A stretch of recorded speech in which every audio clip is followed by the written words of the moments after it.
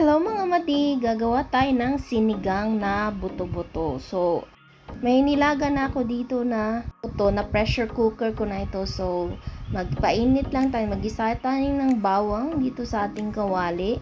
Pagkatapos ay isusunod naman natin yung ating sibuyas. And then, halo-halo lang po natin hanggang sa medyo maluto na itong ating sibuyas. And then, after is isunod naman natin yung ating kamatis.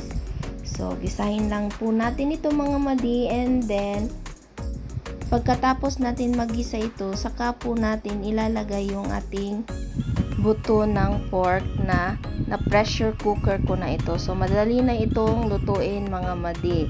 So, gisahin lang po natin itong ating mga buto-buto. Saka po natin lalagyan ng tubig na yung pinaglagaan kanina. So, lalagay na natin yung ating gabi and then takpan.